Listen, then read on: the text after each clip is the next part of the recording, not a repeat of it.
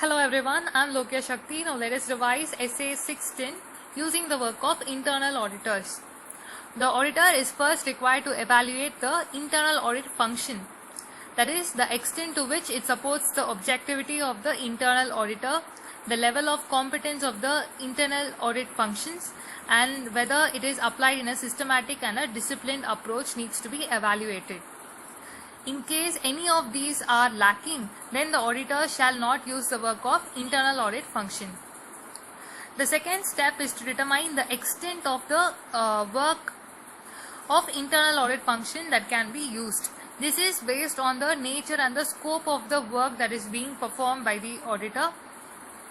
In certain cases, the auditor shall decide to perform the work directly.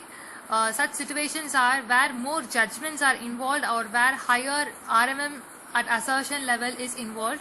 In those situations, the auditor shall use less of the work of internal audit function.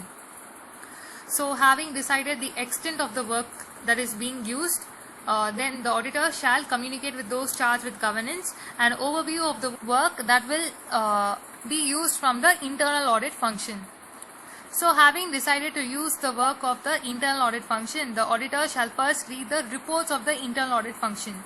He shall determine the adequacy of the work that is being planned, performed, supervised, reviewed and documented by the internal audit functions. He shall obtain sufficient appropriate audit evidence regarding the adequacy of the work, and then he shall conclude whether there is a consistency in the work that is being performed by the internal audit function.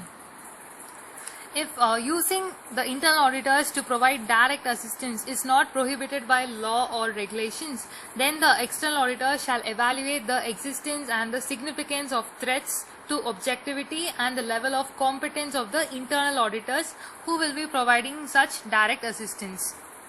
And if there is a lacking in these two, then the auditor shall not use the work of internal auditors for direct assistance. In determining the nature and extent of the work that may be assigned to the internal auditors, the external auditor shall take into considerations the amount of judgment involved in the planning and performing of relevant audit procedures and evaluating the audit evidence gathered, the assessed risk of material misstatement, and the external auditor's evaluation of the existence and significant threats to the objectivity of the internal auditors.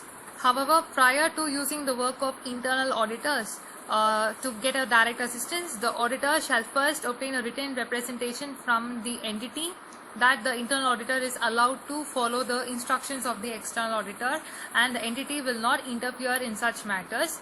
Then he shall also obtain a written representation from the internal auditors regarding the confidentiality of the matters that is being performed and instructed by the external auditor, and also to inform the external auditor of any threat to their objectivity.